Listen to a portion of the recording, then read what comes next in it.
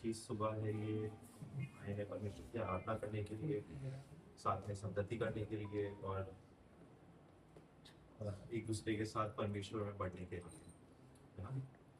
तो ये समय रहेगा जब हम आगे आराधना में जाते हैं। उससे पहले 2 मिनट का समय लेते हैं जब हम अपने हृदयों को तैयार करेंगे कि परमेश्वर की आराधना करने वाले बनेंगे। सिर्फ ये गाने गाने का नहीं है या हम लोग यहाँ पर खड़े गाना गा रहे हैं, बजा रहे हैं, ये ऐसा नहीं है। हम लोग सच्चे परमेश्वर की आराधना कर रहे हैं और परमेश्वर हमेशा बुलाता है कौन? सच्चे और कैसे आराधकों को, जो सच्चाई से और आत्मा से प्रार्थना करते हैं परमेश्वर की। तो अपने हृदय को तैयार करते हैं और परमेश्वर की आराधना करेंगे।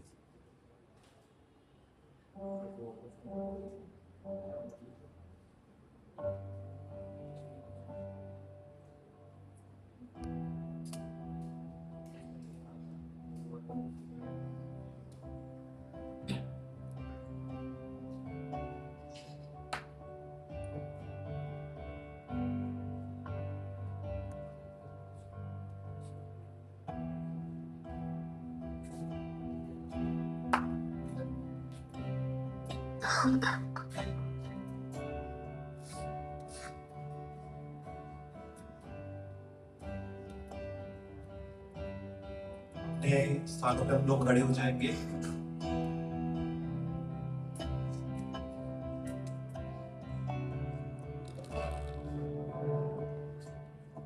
पिता, हम धन्यवाद करते हैं इस समय का कि हम आपके बीच, आपके सामने आ जाए एकजुट होकर। पिता, जैसे हम अभी आराधना में जाते हैं, गीतों में जाते हैं, पिता कृपया करिए कि हम इसको अपने आत्मा और सच्चाई के साथ आपकी आराधना करने वाले बने, आपके सामने आने वाले बने, अपने सारे दुखों को, तकलीफों को आपके सामने लाने वाले बने और उनको भूल के पिता, जो आप उन सबसे बड़े हैं, सब हर एक चीज की ताकत आपके पास है पिता, हम इन सभी चीजों से अपने जीवन और समाज आपको महिमा देने वाले बने। यीशु मसीह के नाम से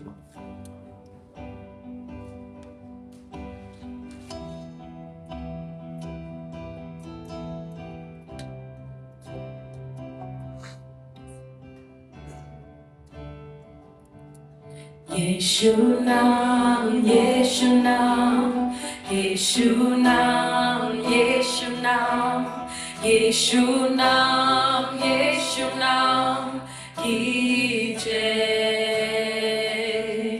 यीशु नाम, यीशु नाम, यीशु नाम, यीशु नाम, यीशु नाम, यीशु नाम की जय। सभी गाते हैं। यीशु नाम, यीशु नाम, यीशु नाम, यीशु नाम, यीशु नाम, यीशु नाम की जय।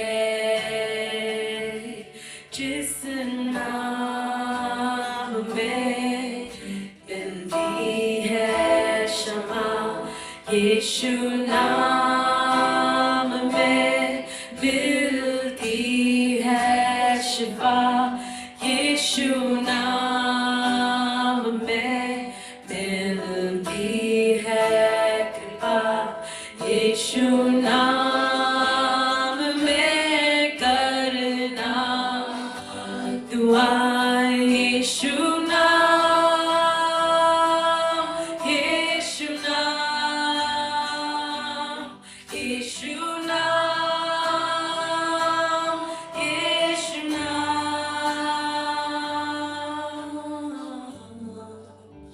चाहे तुमको दिल से, चाहे तुमको दिल से गाएगी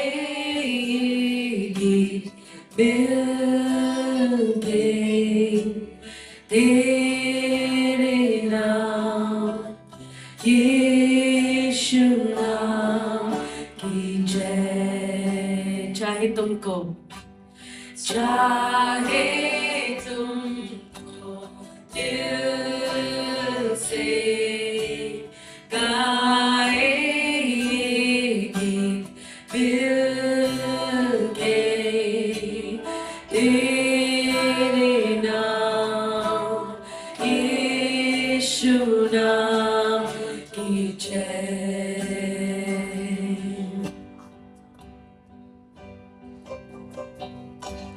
जिस नाम में है जिंदगी, वो नाम है यीशु मसीह। जिस नाम में है बंदगी, वो नाम है यीशु मसीह। यीशु नाम, यीशु नाम, यीशु नाम, यीशु नाम, यीशु नाम, यीशु नाम की जय। यीशु नाम, यीशु नाम, यीशु नाम, यीशु नाम, यीशु नाम, यीशु नाम, यीशु नाम की जय। यीशु नाम में मिलती है क्षमा। यीशु नाम में मिलती है शिफा। यीशु नाम में मिलती है कृपा। यीशु नाम में करना दुआ। यीशु नाम, यीशु नाम, यीशु नाम, यीशु नाम, यीशु नाम।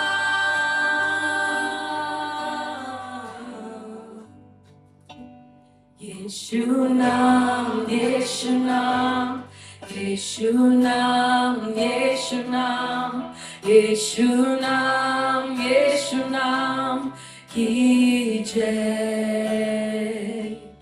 यीशु नाम, यीशु नाम, यीशु नाम, यीशु नाम, यीशु नाम, यीशु नाम की जय।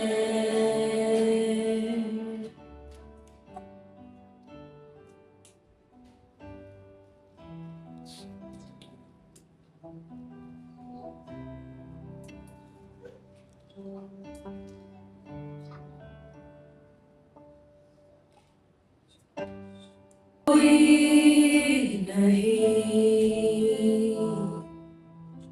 तुम सा कहीं नहीं।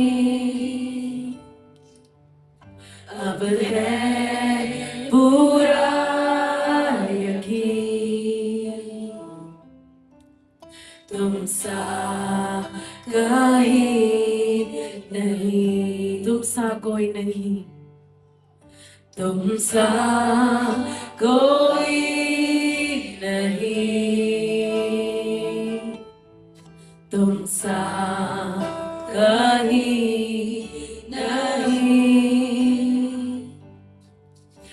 अब है पूरा यकीन।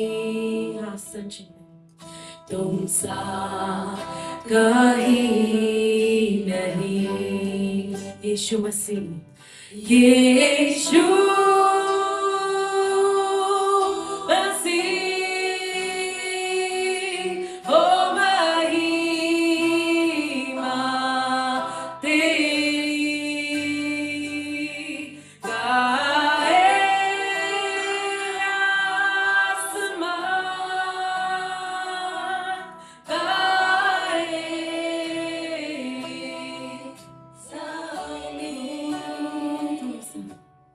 तुम सा कोई नहीं।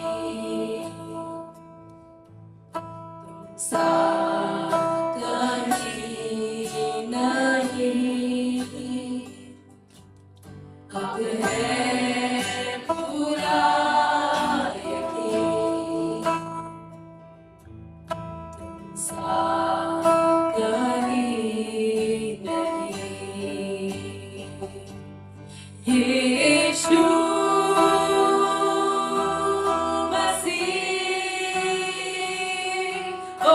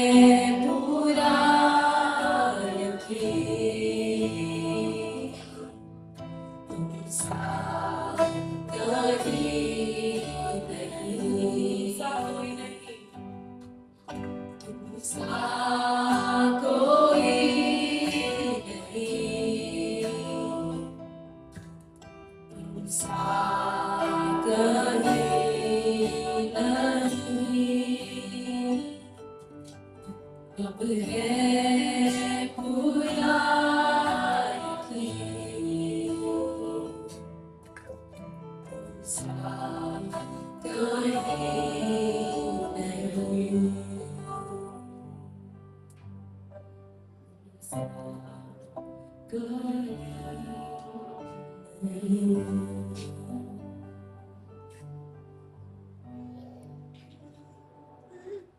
कि तुम सा कोई नहीं, हमें पता है कि हमारे परमेश्वर जैसा कोई नहीं है इस जहान में, दुनिया में। जिसने इस दुनिया को रचा है उसकी हम महिमा आज कर रहे हैं गीतों से। ये समय रहेगा जब आप अपने स्थानों पर बैठ सकते हैं, और गवाहियों का समय रहेगा। आप जो भी कुछ परमेश्वर ने हो सकता है आपके जीवन में किया हो इस हफ्ते में, आपके पिछले महीने में, सालों में, आप कुछ भी अगर गवाही बांटना चाहते हैं परमेश्वर, जो परमेश्वर को महिमा लाए, जो इस कलीसिया को बढ़ाए, तो ये समय रहेगा, आप आगे आके बांट सकते। सबको जय मसीह की। हमारे आने की उम्मीद नहीं थी कि बस नहीं मिल रही थी, तो मैंने कि वहाँ से गोलपुर तक मेट्रो तक आए। मैंने कि अब क्या करें प्रभु, लेट हो रहे हैं, तो दूसरी बस फटाफट आ गई, यहाँ चर्च पहुँच गए हम। प्रभु का धन्यवाद।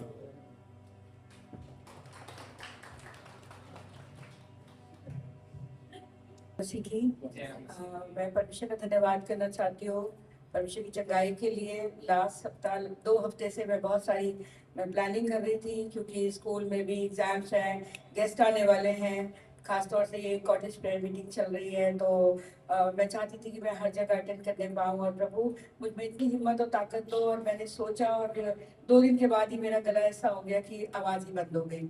बेटी से बात करी तो कह रही मिक्की माउस की तरह बोल रही हूँ तुम, तो तुम्हारी आवाज़, प्रभु का धन्यवाद गाना सुनाओ। मैंने कहा प्रभु मैं इतना काम है और इतनी सारी चीज़ें हैं सोची हुई, लेकिन जब आवाज़ बंद हो गई तो मैं क्या करूँगी। और ये गला तो ठीक होना समय लेता है, गले का कम से कम 1 हफ्ता 10 दिन।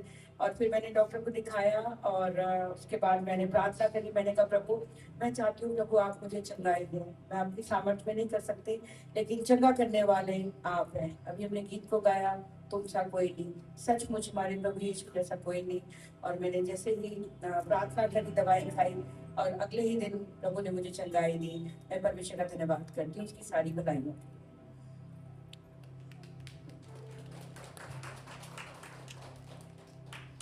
का धन्यवाद करता हूँ कि ये जिंदगी के दौर में हम बहुत बिजी रहे, पर परमेश्वर ने संभाला। इसका ये है कि ये पारिवारिक जिंदगी अभी 15 साल हुए हमारे, तो इसके लिए परमेश्वर को धन्यवाद करता हूँ कि परमेश्वर ने हमें संभाला और आगे भी संभाले। आप लोग प्रार्थना में याद रखें। जय मसीह।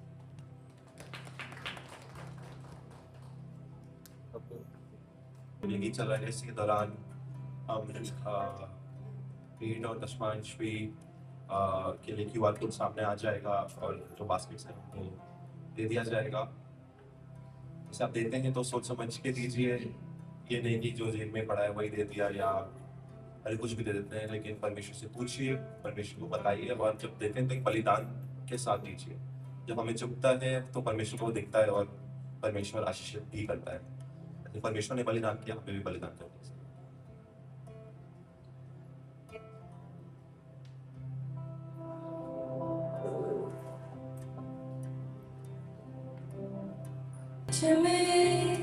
तुझसे तेरे लिए सृष्टि में सब कुछ जो है बना, तूने रचा। सब कुछ है तुझ में, तुझसे तेरे लिए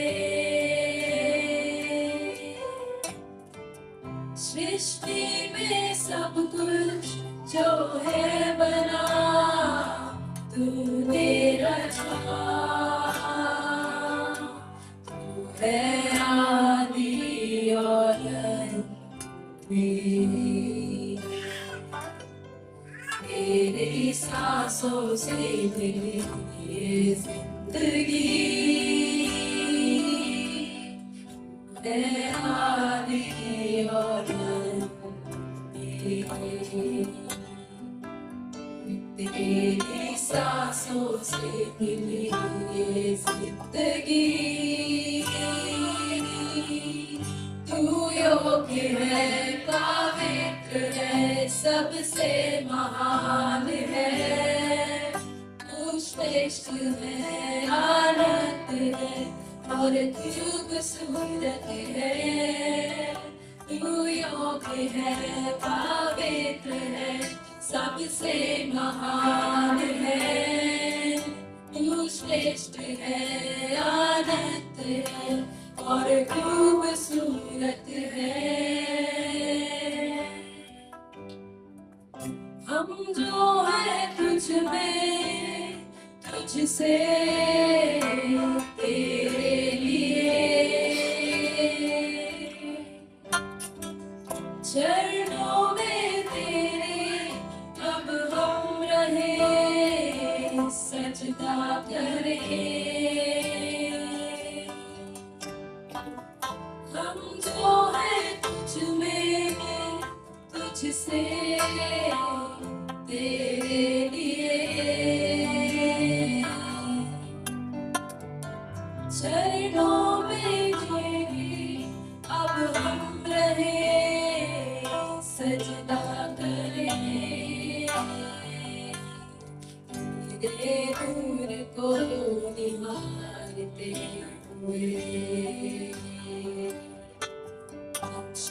अंश से सा बने,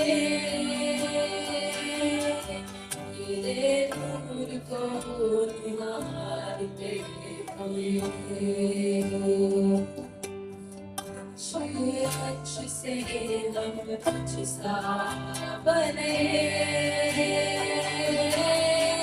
तू योग्य है, पवित्र है, सबसे महान है, तू श्रेष्ठ है, आनंद है और खूबसूरत है, तू योग्य है, पवित्र है, सबसे महान है, तू श्रेष्ठ है, आनंद है और खूबसूरत है।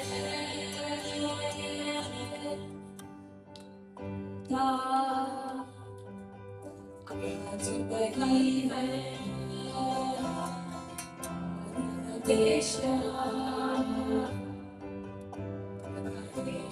एक समान जाते और बचाते, एक सिपाही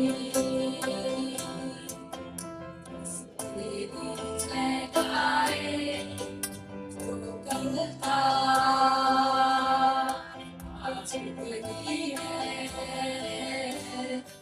और हमेशा रहेगा एक समान जाती और जाती, एक सुपापी तेरी जय गाए, योग्य है, पवित्र है, सबसे महान है, तू श्रेष्ठ है, आनंद है और खूबसूरत है, तू योग्य है, पवित्र है, सबसे महान है, तू श्रेष्ठ है, आनंद है और खूबसूरत है। था आज वही है और हमेशा रहेगा एक समान जाती और प्रजाति, एक सिपाही बस तेरी जय गाए,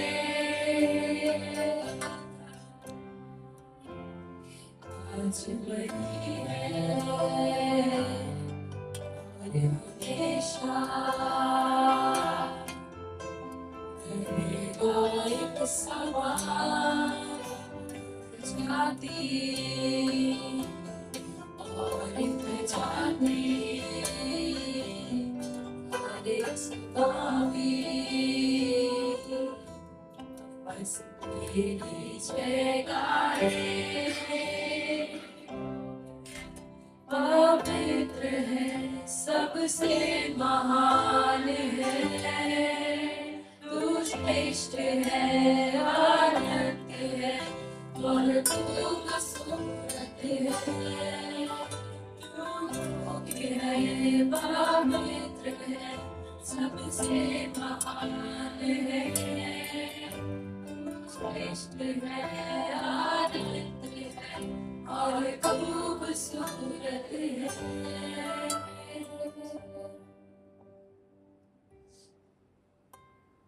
समय का धन्यवाद करते हैं कि आज फिर से धन्यवाद करते हैं कि आज आपको साथ में लेकर आए। सच में पिता तू योग्य है, तू पवित्र है, आप पवित्र हैं और आपने हमें भी पवित्र किया है यीशु मसीह के द्वारा। इस बात का धन्यवाद करते हैं पिता, धन्यवाद करते हैं इस जीवन के लिए, हर एक चीज जो आपने दी है इस धरती पे और आगे आने वाले जीवन में भी पिता। प्रार्थना करते हैं आने वाले आज के भी दशमांश जो हम लोगों ने दिए हैं पिता, किसी ने घटी से दिया है, किसी ने अपनी बढ़ोतरी से दिया है पिता, लेकिन प्रार्थना करते हैं कि आप हर एक को आशीषित करने वाले बने, उनके हृदय को देखने वाले बने और हृदय के अनुसार हर किसी को देने वाले बने पिता। पिता प्रार्थना करते हैं आने वाले अभी आगे आने वाले समय के लिए, वचन के लिए, अनाउंसमेंट्स के लिए और संगति के लिए पिता, कि आप साथ में रहें, हमारी मदद कीजिए कि हम हर एक चीज में आपको महिमा देने वाले बने, किसी भी चीज में पिता अपने बारे में नहीं लेकिन आपको बढ़ाने वाले बने। सारी प्रार्थना यीशु मसीह के नाम से मांगते हैं। बहुत बहुत धन्यवाद आराधना का समूह हमारी अगुवाई करने के लिए। फिर हम किसी के पास जाए, जय मसीह की बोले तो अपने वापस आए जल्दी से।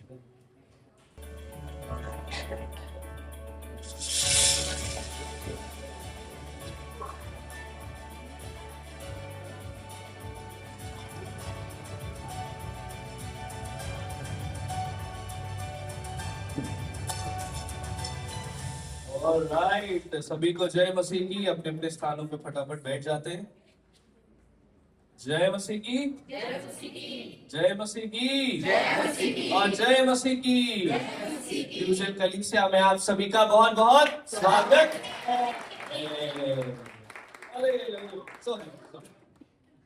कोई ऐसा है हमारे बीच में जो पहली बार आए? सब पुराने लोग हैं।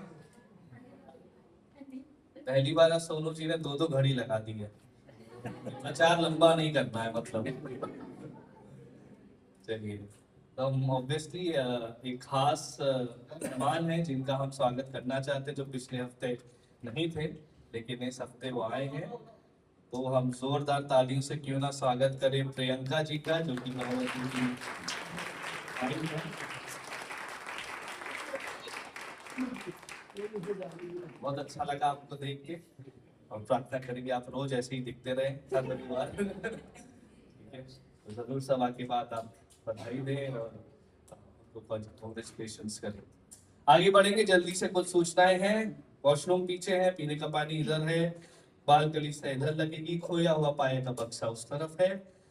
फोन को साइलेंट मोड पे कर लीजिए। माताओं के लिए कक्ष उस तरफ बना हुआ है। और हेली जी का 28 फरवरी को जन्मदिन है। आज आए हैं हेली जी, आज बर्थडे मना रहे हैं घर पे। तो हेली जी को जरूर याद रखें, ठीक है, प्रार्थना करें और उनको स्पेशल फील करें। कोई और है जिसका जन्मदिन है इस हफ्ते? शादी की सालगिरह भी नहीं है, कोई है जो हमसे मिस हो गई है? नेक्स्ट, आगे बढ़ते हैं फटाफट। तो अगले शनिवार 28 फरवरी को शाम को 6:30 बजे पुरुषों की सभा होने वाली है तारा अपार्टमेंट्स में। इनका शादी का इस हफ्ते है, आज है। ओ, अरे आपको अपना अपडेट कराना पड़ेगा। कितने साल हो गए? 15 साल। ओ अच्छा, तो ये कुछ फैमिली वाला जो कह रहे थे वो यही कह रहे थे। हमें लगा फैमिली को 15 साल हो गए। ओ, तो बहुत बहुत आपको बधाई हो। कहाँ है आपकी पत्नी?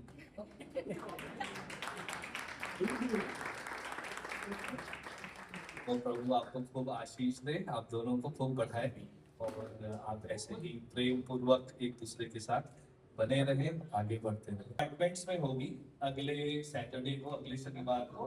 और एक गेम है जिसे पिकल बॉल कहते हैं, सुना है कभी पिकल बॉल? हाँ, इसने सुना है, जेंजी वालों को मालूम है। तो जैसे टेनिस होता है, टेनिस की जगह आपको हाथ में चॉपिंग बोर्ड है, वो उस तरीके का कुछ गेम है, ठीक है। बहुत मजा आता है, चाहे जवान हो चाहे बुजुर्ग हो, कोई भी खेल सकता है, ज्यादा कठिन नहीं होता है। तो जितने भी पुरुष हैं वो 28 फरवरी को शाम को 6:30 बजे अलकनंदा में वहां पे ये गेम खेलेंगे और उसी के साथ संगति करेंगे। तो ठीक है, आप अपने नामों को जो है गौरव भैया को दे सकते हैं, जेम्स भैया को दे सकते हैं। का इंतजार कर रहे हैं? आई थिंक बाल कलीसिया जो है वो पूनम जी के साथ है आज, है ना? तो जितने बच्चे हैं वो पूनम जी के साथ उधर चले जाएं प्रार्थना के बाद। ओके, जैसा कि आंटी ने भी बताया है, पिछले हफ्ते जो है हमारा जो लेंट कॉटेज प्रेयर मीटिंग है, ईस्टर आने वाला है, तो इसलिए उपवास की जो प्रार्थना सभा है, वेरी गुड उपवास की जो प्रार्थना सभा है वो रंग भी बदल गया, वो शुरू हो गई है। तो पिछले सप्ताह 2 लोग के घर में ऑलरेडी हुई थी, इस सप्ताह हमने वहां पे ऑलरेडी 28 मार्च तक का रोस्टर उधर लगा हुआ है, किसके घर में किस दिन कितने बजे होने वाली है, वो नोटिस बोर्ड पे आप, वहां QR कोड है उसके नीचे आप देख सकते हैं। और इस हफ्ते जो है वो है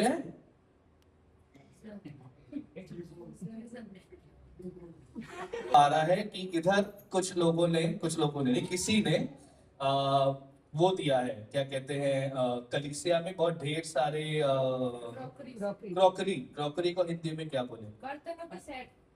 बर्तन तो स्टील भी हो सकता है ना, ये तो अच्छा वाला क्वालिटी का है ठीक है। बर्तनों के सेट, यानी अच्छे जो डिनर सेट्स होते हैं उनकी कई चीजें हैं, कप है, कटलरी है, और वो दी है कलीसिया में कि हम इसको आगे बढ़ा दें कम दामों में। तो जो आपको मार्केट प्राइस है उससे 50% ऑफ में यहाँ पे मिलेगा, और वो पीछे सभा के बाद होगा। आप चाहते हैं तो आप उस चीज को ले सकते हैं, जो भी उसमें से राशि आएगी वो कलीसिया में दान की जाएगी। नहीं आ रहा है?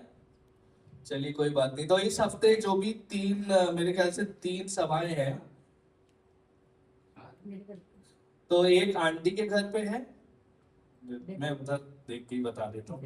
जनवरी को देवोर और प्रीति जी के घर में है, ठीक है, संत नगर में। जो लोग भी जानते हैं और नहीं भी जानते हैं तो आप सभी का स्वागत है। और फिर उसके बाद 25 फरवरी को हेली और मंजू के घर पे है, ठीक है। ये दोनों जो है ये शाम को 7 बजे है, ठीक है। देवोर प्रीति और हेली और मंजू। और रवि और काजल की 27 तारीख को है, ठीक है, शाम को 7 बजे। ये मेरे ख्याल से ये 3 है, 26 तारीख मार्च नहीं बोला था। आंटी के घर पे भी है, ठीक है। तो 4 हो गई हमारी, ठीक है। इसका आपको व्हाट्सएप पे भी मैसेज आ जाएगा। अगर आप ग्रुप में नहीं है तो आप मिस कर जाओगे, तो आप गौरव भैया को ना अपना नंबर देके ग्रुप में ऐड हो जाओ, ताकि ये सारी सभाओं में जा सकते, ठीक है। देवोर प्रीति हो गए, आंटी जैकलिन हो गए, रवि काजल हो गए, और एक नाम और था, एडी और मंजू। सभी के घर में शाम को 7 बजे है, ठीक है। संत नगर, श्रीनिवासपुरी, गढ़ी और लाजपत नगर, ये एरियाज है, ठीक है।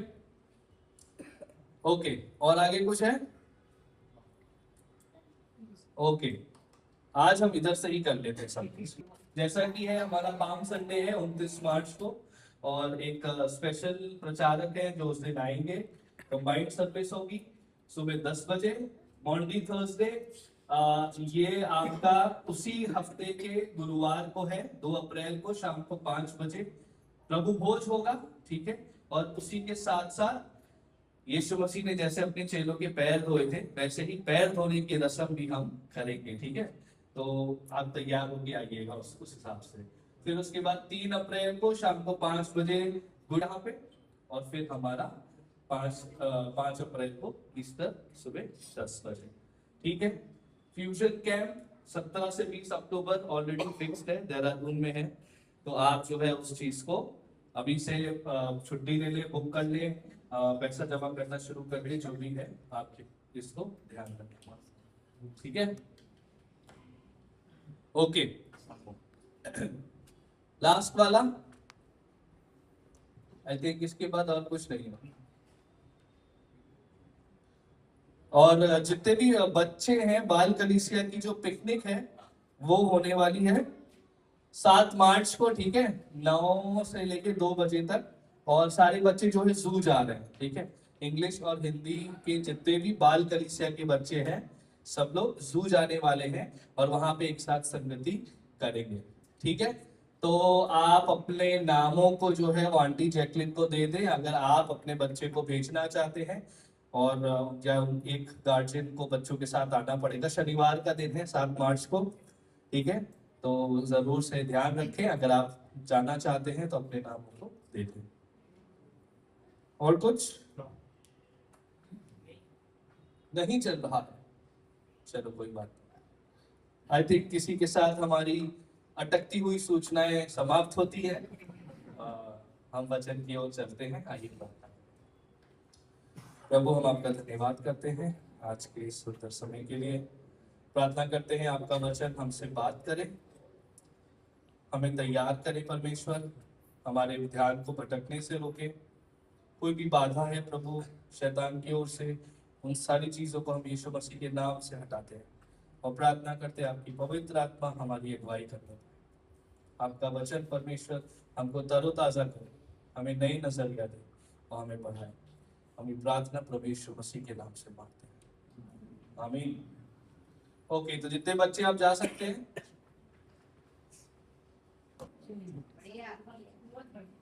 यहीं पे है या कहीं और चले गए दिमाग में? तो है यहाँ पे, बाकियों का जो यहाँ पे अभी नहीं है बोल हालेलुया। जो यहाँ पे है बोले hallelujah. Okay okay, good good. चलिए, तो ईस्टर के यात्रा में, ईस्टर की जर्नी में हम चल रहे हैं। और किसी को याद है पिछले सप्ताह हमने क्या बारे में बात करी थी? उत्पत्ति में सुसमाचार परमेश्वर ने हमें परफेक्ट बनाया था, लेकिन पाप के द्वारा मनुष्य चल गया। और जैसे कांच का एग्जाम्पल दिया था, टूट जाता है, वैसे कांच का एग्जाम्पल दिया था कि हल्का सा कांच अगर चिटक जाता है तो धीमे धीमे वो पूरा कांच टूट ही जाता है। वैसे ही हमारा और परमेश्वर का जो संबंध है वो टूट चुका था। फिर क्या हुआ? और फिर परमेश्वर अव्यवस्थित चीजों को व्यवस्थित करता है। और आदम की वाटिका का एग्जाम्पल दिया था। फिर हम परमेश्वर के टोले दोस्त हैं, फिर वो अब्राहम का, नूह का। करेक्ट, आंटी को तो सब मालूम रहता ही है ना। हमने कई चीजें देखी थी, हमने कैसे मनुष्य जाति जो है वो परमेश्वर से दूर हो गई थी पाप के द्वारा। लेकिन हमें इंतजार नहीं करना पड़ता है, नए नियम तक पहुंचेंगे तब यीशु मसीह की योजना रिवील होगी। लेकिन यीशु मसीह के आने की योजना कहाँ पे रिवील हुई थी? कहाँ पे प्रकाशन हुआ था? उत्पत्ति में देखा था पहला सुसमाचार में। जो पहला सुसमाचार का जो बीज है वो हम वही देखते हैं। क्या है वो बीज, क्या है वो प्रोफेसी? स्त्री के वंश का उसके साथ के वंश के बीच में हाँ, है ना, कि तेरे और स्त्री के वंश के बीच में बैर होगा और वो सर को कुचलेगा और वो तुम्हारी एड़ी को दसेगा, है ना। ये एक भविष्यवाणी है। और हमने कई चीजों से देखा था कि किस तरीके से परमेश्वर के टोले दोत मतलब वंशावली ना, जनरेशंस, डिसेंडेंट्स। तो पहले परमेश्वर ने हमें बनाया तो हम परमेश्वर की वंशावली में थे। लेकिन फिर आदम ने जब पाप किया तो हम आदम के वंशावली के हो गए। और फिर हम सेत की वंशावली, नूह की वंशावली, मूसा की वंशावली, दाऊद की वंशावली, चलते। लेकिन जब हम यीशु मसीह की तरफ आते हैं तो वो ही वंशावली है जो हमें वापस परमेश्वर की वंशावली से जोड़ देती है ना। पर जीसस क्राइस्ट का जो टोले दोत है वो ही हमें परमेश्वर के टोले दोत से वापस जोड़ देता है ना। तो हमने पिछली बार वादे पे फोकस किया था कि प्रभु ने जो है एक वादा किया है और जिसको हमने मोमबत्ती के द्वारा आज भी जला के रखा है कि एक वादा है। अब हम थोड़ा सा अब आगे बढ़ेंगे और आइए आपके पास अगर बाइबल है तो मेरे साथ निकाल लीजिए उत्पत्ति उसका 22वां अध्याय और 1 से लेके 19 तक हम पढ़ेंगे। ठीक है, ये काफी फेमस पैसेज है, आपने संडे स्कूल में या कहीं ना कहीं इस पद को जरूर पढ़ा होगा एक कहानी के रूप में। निकाल लिया?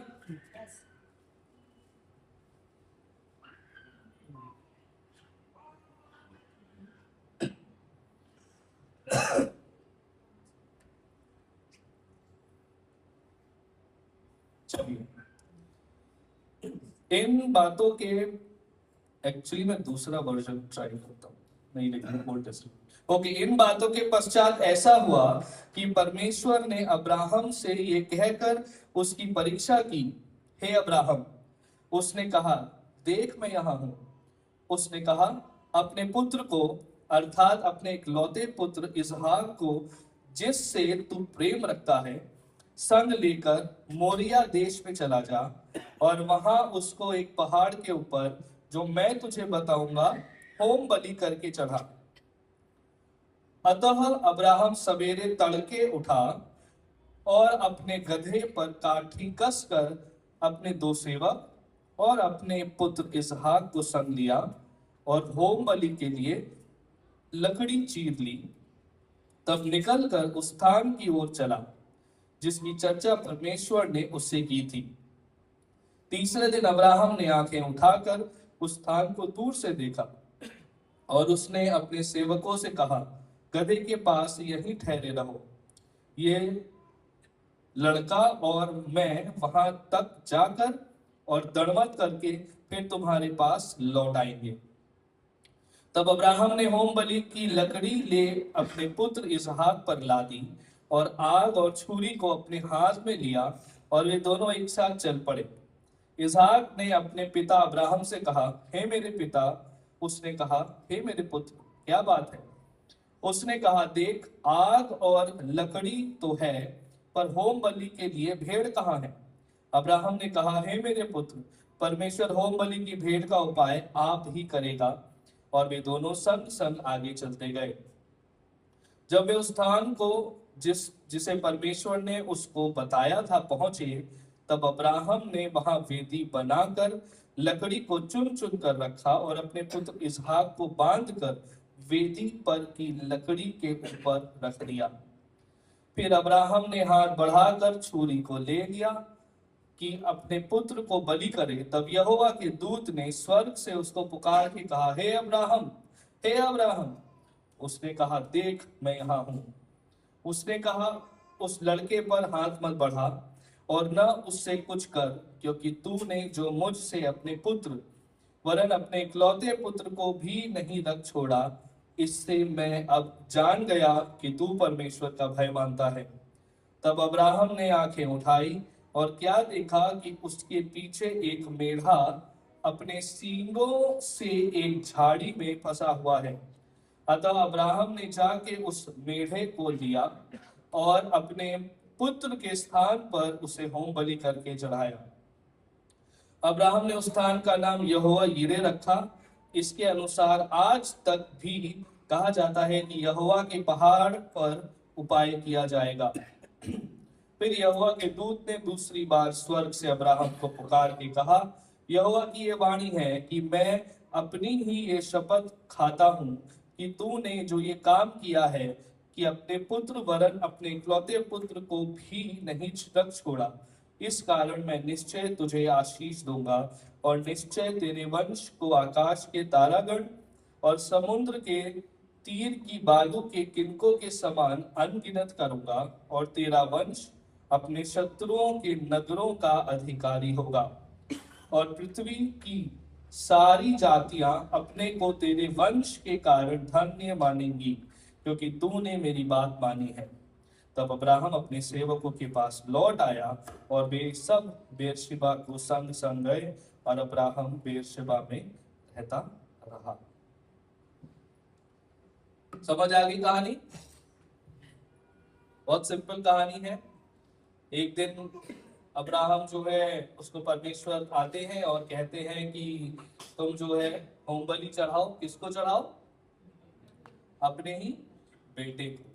और उसके बाद क्या होता है? अब्राहम लेता है अपने बेटे को, एक नौकर को। उसके बाद एक मोरिया नाम के पहाड़ पे परमेश्वर ने बोला है कि उस जगह पे एक पहाड़ है, मैं तुम्हें दर्शाऊंगा, वहां पे आपको जाना है, और जब वहां जाओगे तुम्हें होम बलि चढ़ानी है। तो हम देखते हैं अब्राहम जाता है, लकड़ी काटता है, सब तैयारी करता है, अपने उस जगह पहुंचता है तो सेवकों को बोल देता है तुम यहीं रुको, मैं और मेरा बेटा जाएंगे। फिर वो लकड़ियां जो है वो इसहाक के ऊपर रख देता है और दोनों जाते हैं। और उसके बाद फिर वहां पे वो सारी तैयारी करता है, वेदी बनाता है। हमने कोशिश करी है एक वेदी के दर्शाने की, ये तो छोटी सी है, लेकिन वो बड़ी बड़ी वेदियां होती थी पत्थरों की, उसके ऊपर वो इसहाक को बांधता है, बांध के और उसको रख देता है। और जैसे ही वो उसको चाकू से उसका होम बलि करने वाला होता है, उसे मारने वाला होता है, बलिदान करने वाला होता है, तभी एक परमेश्वर के दूत की आवाज आती है कि तुम ऐसा मत करो। और फिर वो वहां पे प्रोवाइड करते हैं ना, कि वहां पे कहते हैं कि वहां पे देखो झाड़ियों में एक मेढ़ा है, उस मेढ़े को तुम होम बलि करो। और उसके बाद प्रभु से प्रसन्न होते हैं, उसको दोबारा से जो आशीष उसे ऑलरेडी मिल चुकी है वही आशीष आती है, वही भविष्यवाणी की जाती है कि तुम्हारा जो वंश है वो आगे आशीषित रहेगा, है ना। तो अब हम अगर पिछले बार से देखें कि पिछले बार लोग इंतजार कर रहे हैं, सेथ आया कि शायद ये हमें छुटकारा देगा, चाहे फिर उसके बाद नूह आया कि सबको लगा कि नूह के द्वारा होगा। अब हम फाइनली देखते हैं कि प्रभु ने एक व्यक्ति को चुन लिया है, ठीक है, और वो व्यक्ति का क्या नाम है?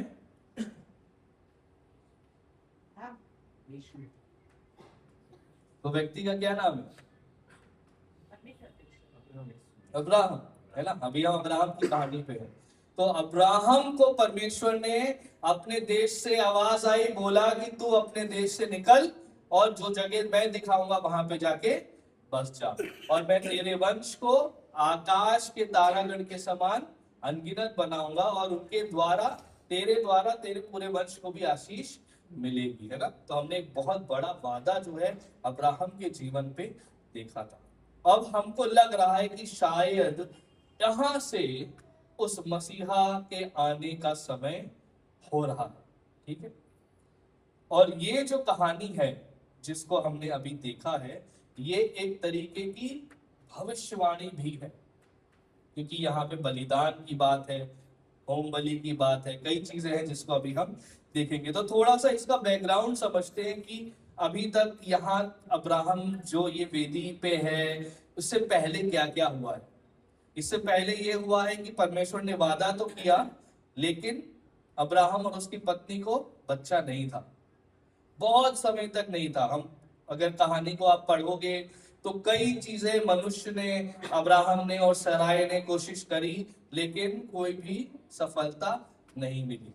उसने कहा कि तुम मेरी जो नौकर है हमारे घर में हेगार, उसके साथ तुम संबंध बनाओ, शायद उससे जो बच्चा होगा, प्रभु उसके बारे में कह रहा है। और हम देखते हैं कि कई उतार चढ़ाव इनके जीवन में हुए हैं। और अब जब ये बुढ़ापे की उम्र में है, ठीक है, लगभग 90 से 100 साल के बीच में थी सारा, तब परमेश्वर का किया हुआ वादा पूरा होता है और उनको एक संतान उत्पन्न होती है। उस संतान का नाम ये रखते हैं इसहाक, ठीक है।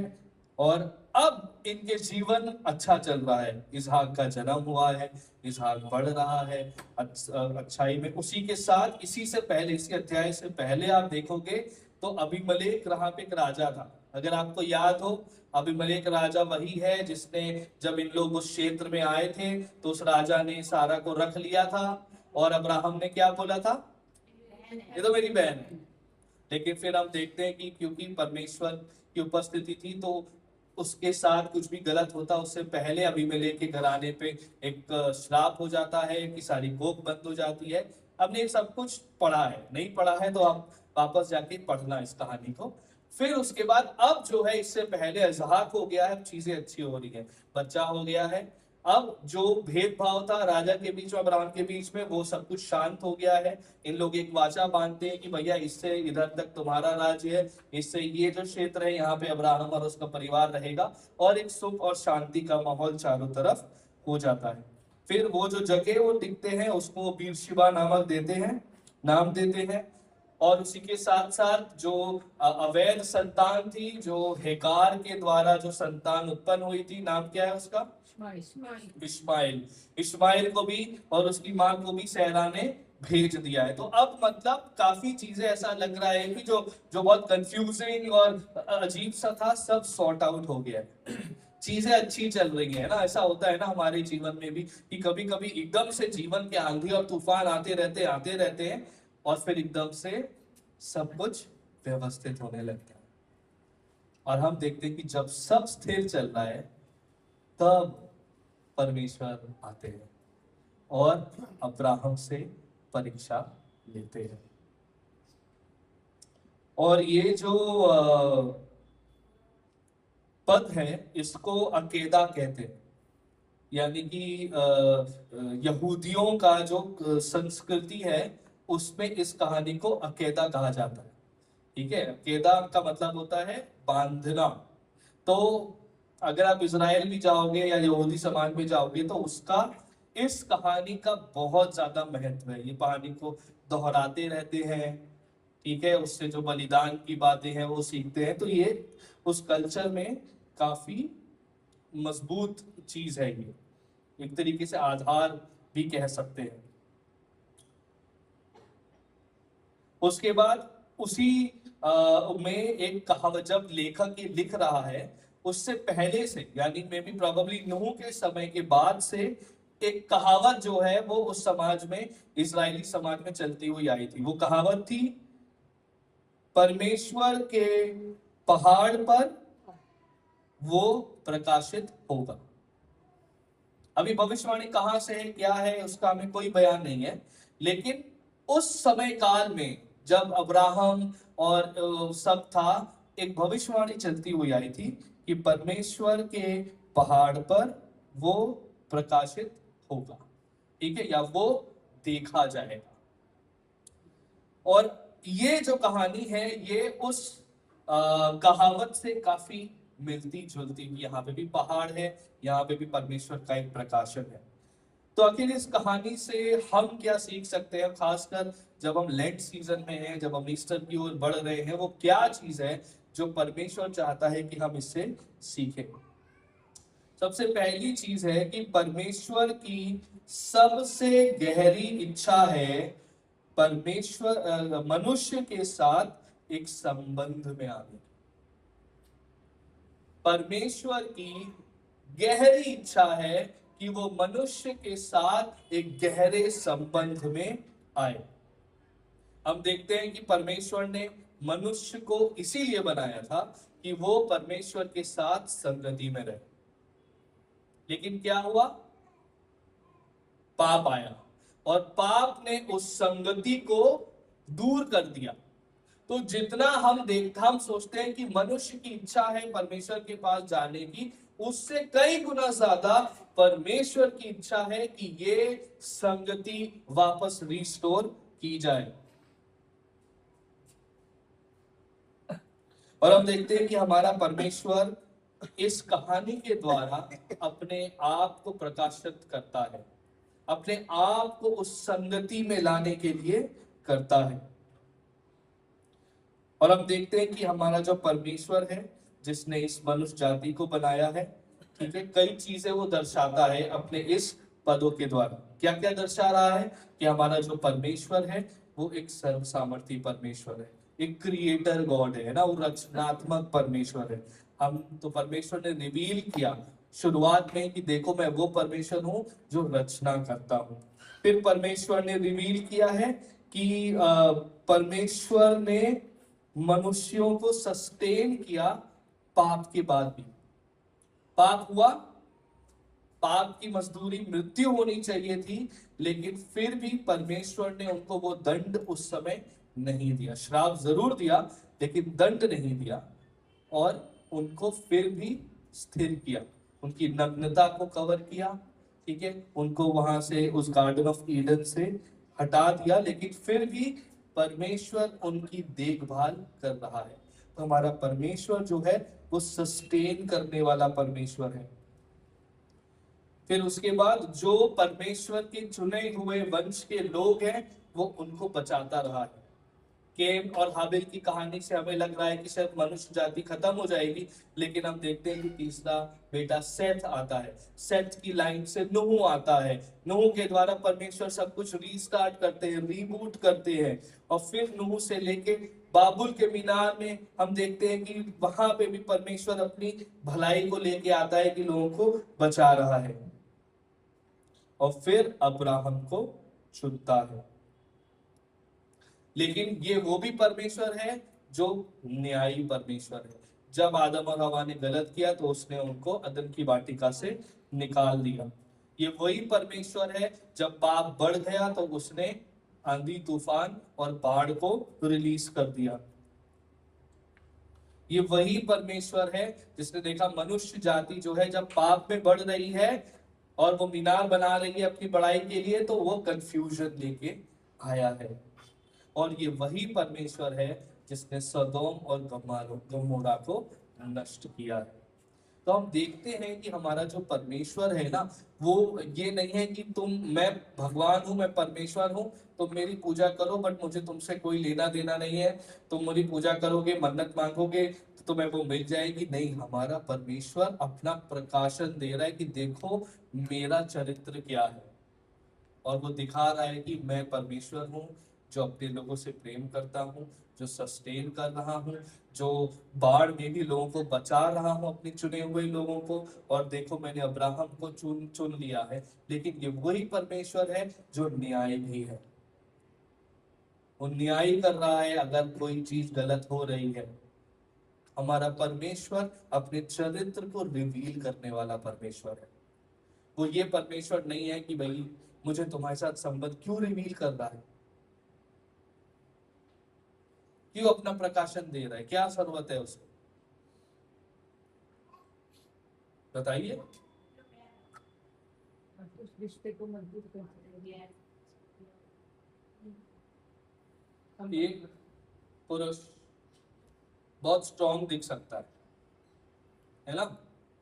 पति पत्नी के संबंध में एक हस्बैंड जो है वो दुनिया को दिख सकता है कि ये बड़ा जबरदस्त है, मजबूत है, संसार को फेस कर सकता है, कठोर है मतलब। लेकिन वही हस्बैंड अपनी पत्नी के पास जाके रोता भी है जब कठिनाई होती। तो क्यों ऐसा करता है एक पुरुष की सबके सामने? तो वो अपने आप को मजबूत और कठोर दिखाता है, लेकिन जब अपनी पत्नी के पास जाता है तो वो अपनी वीकनेस भी दिखाता है। क्यों ऐसा? प्रेम करते हैं। तो बाकी लोग नहीं प्रेम करते? उसको भरोसा है, विश्वास है। क्या विश्वास? कोई समझे ना समझे, समझेंगे ये सोचकर। दुनिया नहीं समझ सकती, लाइफ शायद मेरी बीवी समझ जाएगी। वो रिश्ता ऐसा है कि परमेश्वर ने कहा था तुम तो छोड़ के अपनी पत्नी से। और शुरुआत से परमेश्वर ने पत्नी का रिश्ता ही स्थापित किया था मनुष्य। और जिस व्यक्ति से आप अत्यधिक प्रेम करते हो, आप अपनी सच्चाई उस व्यक्ति के सामने लेके आते हो। आप छुपाते नहीं। आप संसार से छुपा सकते हैं, सबसे छुपा सकते हैं, लेकिन आप अपने असली चरित्र को अपने सबसे प्रिय व्यक्ति के साथ खुल जाते हैं। वैसा ही है कि एक पति जो है वो अपनी पत्नी के पास जाके जो भी उसके मन में चल रहा है वो बांट सकता है, अगर अच्छा संबंध है उनका। वैसा ही संबंध हमारा परमेश्वर हमारे साथ रखना चाहता है। वो सब कुछ रिवील कर रहा है। वो अपना न्याय वाला रूप भी दिखा रहा है कि देखो मैं न्यायी हूं, तुमने पाप किया है, पाप की सजा मृत्यु है, और ये होगा और ये होगा। तुमने ऐसा किया है तो तुम जब जन्मोगी तो तुम्हारे पे और बच्चे होने पे दर्द होगा। अब्राहम जो है वो मेहनत करेगा, उसके बाद ही खाएगा। कैन ने और हाबिल में से जो है जिसका बलिदान अच्छा है वो प्रभु ने ग्रहण किया। एक न्यायी परमेश्वर है, लेकिन वही परमेश्वर चुने हुए मनुष्य को चुन रहा है और अपने प्रेम भी दिखा रहा है कि देखो मैं प्रेम करने वाला हूं, मैं बचाने वाला हूं, मैं स्थिर करने वाला हूं। तो इसलिए जरूरी है हमें जानना कि हमारा परमेश्वर ना केवल एक वो नहीं है जो बहुत दूर बैठा हुआ है कि मेरी पूजा करो, लेकिन हमारा परमेश्वर वो परमेश्वर है जो आपसे और हमसे संबंध बनाता है। आज भी वो आपसे बात करता है, जहां पे भी आप जिस परिस्थिति में हैं, जो भी सोच रहे हैं, वो एक संबंध बनाने वाला परमेश्वर है। लेकिन उसी के साथ साथ वो एक सीरियस परमेश्वर भी है। तो इस कहानी में जब परमेश्वर ने बोला है कि बलिदान है, तो बलिदान तो है, बात सीरियस है, लेकिन वहीं हम देखते हैं कि वो प्रदान करता है उस बलिदान। वैसा ही है हमारे जीवन में, परमेश्वर संबंध बनाने के लिए तैयार है। क्या हम संबंध बनाते हैं या फिर उसको एक लेन देन की मशीन समझते हैं? ज्यादा थोड़ा प्रभु मैं ये करूंगा, ये करूंगा, ये करूंगा, आप मुझे ये चीजें दे देना, बस दुकानदार वाला एटीट्यूड कि प्रभु मैं प्रार्थना करूंगा, मैं दशमांश दूंगा, मैं चर्च में आऊंगा, मैं ये सेवा करूंगा, और उसके बाद आप मुझे ब्लेस करना, आप मुझे जॉब अच्छी दिला देना, अच्छा हस्बैंड दे देना या वाइफ दे देना, अच्छे बच्चे दे देना, अच्छा घर दे देना, अच्छी गाड़ी, अच्छा बंगला, अच्छा ये, अच्छा वो। परमेश्वर ये सब चीजों में इंटरेस्टेड नहीं है। वो कह रहा है कि मैं तुम्हारे साथ संगति करना चाहता हूं, मैं तुम्हें जानना चाहता हूं, और मैं अपने आप को रिवील कर रहा हूं। परमेश्वर के लिए सबसे बड़ी प्रायोरिटी उसका संबंध है। दूसरी बात, परमेश्वर एक बलिदान पूर्वक हृदय को रिवॉर्ड करता है। रिवॉर्ड को हिंदी में क्या बोलेंगे? प्रतिफल देता है। परमेश्वर एक बलिदान पूर्वक हृदय को का प्रतिफल देता है, रिवॉर्ड करता है। ठीक है, हम देखते हैं कि इसहाक जो है वो वादा किया हुआ बच्चा है। अगर इसहाक नहीं होगा तो जो परमेश्वर ने सारे वादे किए वो क्या हो जाएंगे? कोई संतान है ही नहीं, है ना। यानी कि अब्राहम का जो भविष्य है वो भविष्य किसके हाथ में है? इसहाक के ऊपर निर्भर है ना, कि अगर ये बलिदान हो गया तो उसका भविष्य खत्म हो जाएगा। और हम देखते हैं कि फिर भी अब्राहम को जब परमेश्वर ने बोला कि तेरी परीक्षा होगी और तुझे अपने बच्चे को बलिदान करना है, तो वो जो है तुरंत तैयार हो जाता है। अब हम सोचते हैं कि ठीक है, एक बलिदान है कि इस संसार में उसका भविष्य नहीं होगा, लेकिन अगर आप एंशिएंट नियर ईस्ट यानी ये जो समय काल अब्राहम का है, अगर इसमें आप देखें तो अगर तुम मर जाते हो तो तुम्हारे मरने के बाद का भी जो जीवन है वो तुम्हारी संतान पे निर्भर करता था। कैसे? इस समय में, क्योंकि हम जानते हैं कि अभी धर्म यानी क्रिश्चियनिटी उतना, या परमेश्वर ने अभी तक नियम और कानून नहीं दिए। नियम कानून कब मिले? इजराइल को मूसा ने लॉ बताया ना, क्या कहते हैं लॉ को, वाचा, व्यवस्था बनाई। अभी तक कोई व्यवस्था नहीं बनी है। तो वहां पे जो भी चाल चलन था उस रीजन का, वही लोग की मान्यता थी। तो यहाँ पे मान्यता ये थी कि जब आप मरते हो तो आपका जो सबसे बड़ा बेटा है वो आपकी कब्र पे कुछ रीतियां करता है, और फिर कुछ पानी लेके आता है, कुछ खाना लेके आता है, और ये माना जाता था कि आपका जो संतान है वो आपके मरने के बाद जो आपकी आत्मा है उसे एतामू कहते थे। तो वो जो एतामू की आत्मा, तुम्हारी जो आत्मा है, वो आत्मा तभी सफल होगी जब तुम्हारा बेटा वो रीतियां करेगा और तुम्हारे लिए खाना पानी और तुम्हारी कब्र पे रखेगा। इसका मतलब ये है कि, और प्लस जो तुम्हारी जमीन है, इनहेरिटेंस है, उसको आगे बढ़ाने वाला तुम्हारा सबसे बड़ा बेटा होता है। तो अब्राहम भी उसी समय काल में है, अब्राहम की भी सोच यही है, क्योंकि अभी तक उसको परमेश्वर ने आफ्टर लाइफ के बारे में नहीं बताया। वो तो जो लोग मानते आए हैं, इवन उस टाइम पे उसको ये मालूम था कि ये एक परमेश्वर है, यहोवे YHWH है, यहोवे है, ठीक है। लेकिन अभी तक धर्म की स्थापना नहीं हुई है कि तुम बाकियों से कैसे अलग हो, तो इसलिए जो सोच है वो यही है। अब्राहम के लिए केवल यही नहीं कि मेरा इस पृथ्वी पर भविष्य खराब हो रहा है, लेकिन अब्राहम के लिए यह था कि इस पृथ्वी के बाद का भी जो मेरा आफ्टर लाइफ है वो क्या हो जाएगा। कोई संतान नहीं हुई तो उसके एतामों को कोई भी नरिश करने के लिए कोई रीतियां नहीं होने वाली हैं, कोई खाना पानी नहीं रखने वाला है उसकी कब्र में, और प्लस उसकी जो जमीन है वो खत्म हो जाती है। और ये मान्यता थी कि अगर ऐसा है, अगर तुम्हारी कोई संतान नहीं है और तुम्हारे लिए रीतियां नहीं हुई है, तो क्या होगा, तुम एक भटकते हुए भूत बन जाओगे जो जिंदा लोगों को परेशान करता। तो ये सोच थी। इसका मतलब है कि अब्राहम के मन में केवल ये नहीं है कि चलो मेरा वंश खत्म हो जाएगा, लेकिन उसका खुद का जो जीवन मरने के बाद उसकी जो आत्मा है वो भी कठिन उसमें है। तो उसके लिए इसहाक को बलिदान करना मतलब अपने पृथ्वी के भविष्य को बलिदान कर रहा है, लेकिन अपने अनंत काल के जीवन को भी बलिदान कर रहा है।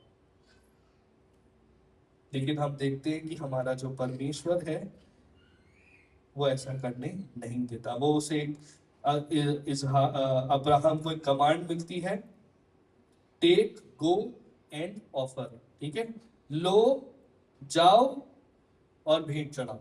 ये 3 चीजें हैं जो अब्राहम के जीवन में लागू होती है। हम पद पढ़ेंगे, उत्पत्ति उसका 11वां अध्याय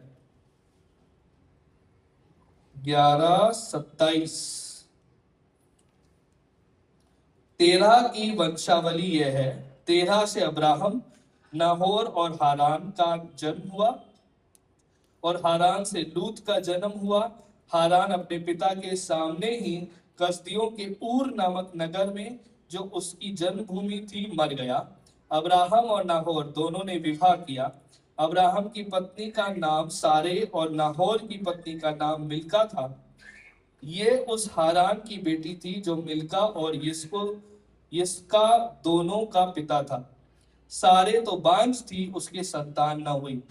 तेरह अपने पुत्र अब्राहम और अपने पोते लूत जो हारान का पुत्र था, और अपनी बहू सारे जो उसके पुत्र अब्राहम की पत्नी थी, इन सबों को लेकर कसदियों के ऊर नगर में से निकल कनान देश जाने को चला। ठीक है, तो अभी हम देख रहे हैं अब्राहम से पहले की वंशावली है। अब्राहम का पिता का नाम तेरह है, ठीक है। तेरह के 3 बच्चे होते हैं, अब्राहम, नाहोर और एक और जो तीसरा है वो खत्म हो जाता है। तब तेरह क्या लिखा हुआ है, तेरह अपने पुत्र अब्राहम की पत्नी इन सबों को लेकर, है ना, टेक, लेकर कसदियों के ऊर नगर से निकल कहां जा रहा है, कनान देश। तो इवन परमेश्वर के वादे से पहले ही एक तरीके से अब्राहम के पिता के मन में डाल रखा है कि तुझे लेना है और जाना है। इसी के अगला अध्याय पढ़ लेते हैं, पहली आयत 12:1। यहोवा ने अब्राहम से कहा, अपने देश और अपने कुटुंबियों और अपने पिता के घर को छोड़कर उस देश में चला जा जो मैं तुझे दिखाऊंगा। ठीक है, तो लेकर और चला जा, यही चीज अभी हम यहां पे भी देख रहे हैं। लेकर, अपने बेटे को लेकर, और जो मोराया का देश है वहां पे जो पहाड़ में दिखाऊंगा तो वहां पे चला जा। और हम देखते हैं कि उसने लिया और वो चला गया।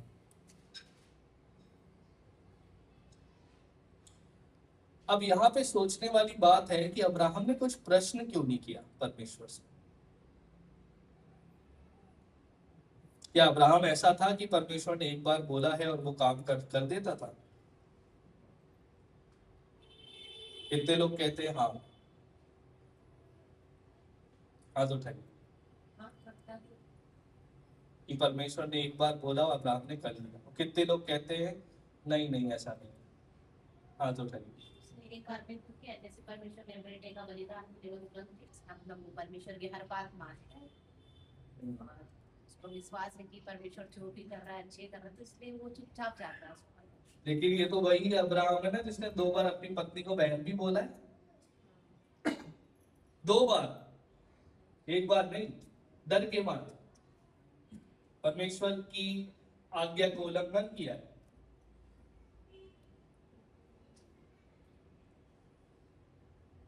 ये वही अब्राहम है जब परमेश्वर कहते हैं कि लूत जहां पे रह रहा है उसको निकाल दो, सदोम और गमोरा पे मैं आग बरसाने वाला हूं, तो वहां पे बहस कर रहा है।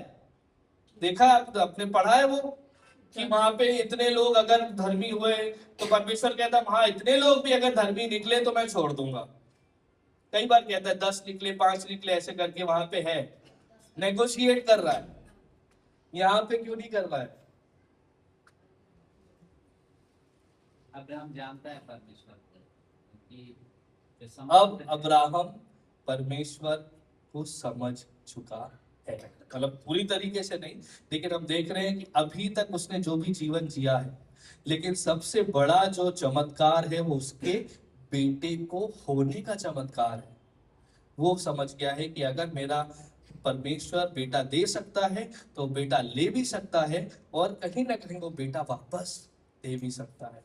उसे मालूम है कि जीवन और मृत्यु अब परमेश्वर के हाथ में है, वो उसे रिजरेक्ट भी कर सकते थे।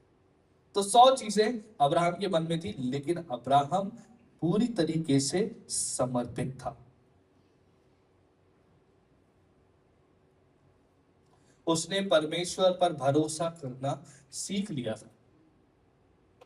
और आज का जो समय है, क्या हम परमेश्वर पर उस तरीके से भरोसा करते हैं जैसे अब्राहम ने किया? एक दिन भी अगर सर्दी खांसी हो जाए, अरे परमेश्वर क्या कर दिया?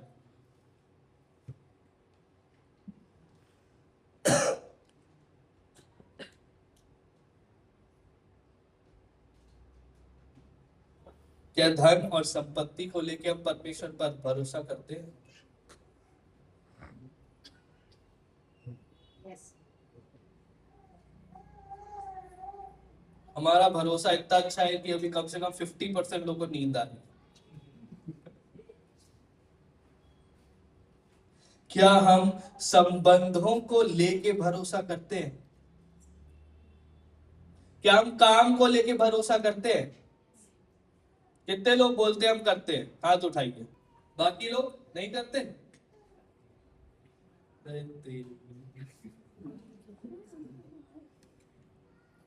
आपको नहीं है भरोसा परमेश्वर प्रदान नहीं करेगा, नौकरी नहीं देगा, खाना पीना नहीं होगा? हाथ उठाओ, पूरा हाथ उठाओ अगर विश्वास करते हो। Very good. आप में से कितने लोगों ने पूरे के पूरी 20 मीटिंग्स में आने की योजना बनाई है शाम के टाइम? आप कल नोएडा तो नहीं गए थे आप? कितने लोग ने बनाई कि सारी 20 की 20 में मैं जाऊंगा या जाऊंगी? सोचा है।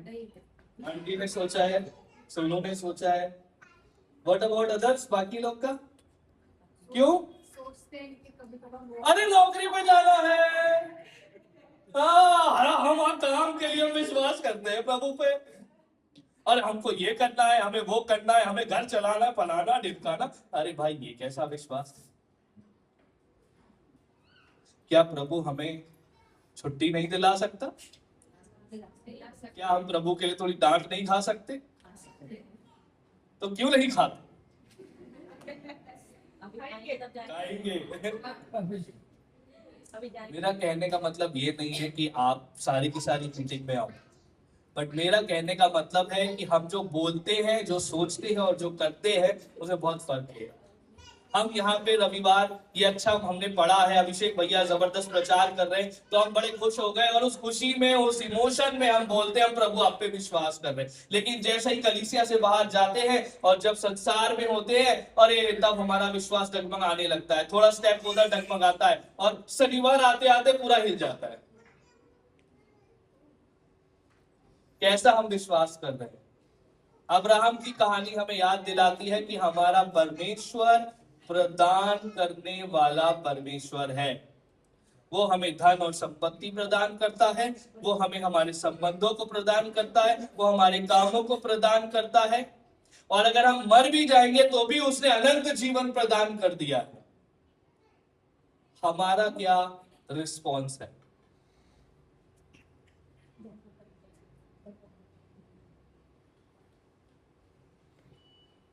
तो ये सोचने वाली बात है कि मैं कह रहा हूं कि पूरे साल नहीं, लेकिन कम से कम ये जो 40 दिन है हम उपवास रख रहे हैं। हो सकता है आप में से कुछ लोग ने रखा है। उपवास केवल ये नहीं है कि हमने खाना नहीं खाया।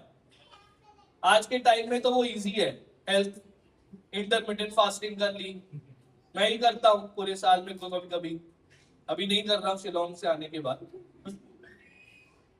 तो उपवास रखना ठीक है, हम स्किप कर सकते हैं। कई लोग 2 मील स्किप करते हैं, कई लोग पूरा पूरा दिन करके सीधे रात में खाते हैं। अच्छी बात है, आप अपनी बॉडी को तैयार कर रहे हो, लेकिन उस उपवास का क्या जहां पे आपका सबसे ज्यादा समय जा रहा है? शायद फोन हो सकता है, शायद आपका काम हो सकता है। आप पूरे साल अपने काम में फोकस रहते हो, ये काम ये काम ये काम ये काम, वो काम देने वाला कौन है? और उस परमेश्वर को हम नहीं निकाल पा रहे समय। सुबह टाइम से आना हमारे लिए चैलेंज हो जाता है, होता है कि नहीं होता है?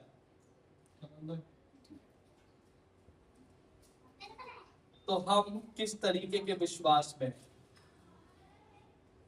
जो हम बोल रहे हैं जरूरी है कि हम करें। और कहने का मतलब ये नहीं है कि दिखावे के लिए अब आप बदल रहे हो, नहीं, आपका हृदय परिवर्तित होगा, एक्शन अपने आप आएगा। तो विश्वास अगर करते हैं तो फिर अब्राहम जैसा विश्वास रखो। अब इसका मतलब ये नहीं कि नौकरी वोकरी छोड़ के बैठ गए। बुद्धि दी है परमेश्वर ने। जब पवित्र आत्मा आपकी अगुवाई करती है कि हाँ, आई थिंक मैं अपने काम को अपना भगवान बना रहा हूं, या मैं अपने फोन को अपना भगवान बना रहा हूं, या मैं अपने परिवार को अपना भगवान बना रहा हूं, या मैं अपनी पढ़ाई को अपना भगवान बना रहा हूं, या मैं अपने पति को या अपनी पत्नी को, जो भी चीज परमेश्वर को प्राथमिकता नहीं है, अगर परमेश्वर प्राथमिकता नहीं है आपके जीवन में, तो इसका मतलब है कि वो उपवास जरूरी है। अगर आप पूरे साल शायद नहीं कर पा रहे थे, कोई बात नहीं, डिस्ट्रैक्ट मत हो बच्चे। अगर आप पूरे साल कोई चीज नहीं कर पा रहे थे, तो मे भी ये जो 20-25 दिन बचे हैं, 40 दिन बचे, उसमें हम कर सकते। मैं इनको जानता हूं जिसने बहुत अच्छा नॉनवेज खाने वाली है, तो उन्होंने बोला कि मैं कम से कम इस लेंट में वेज खाऊंगा।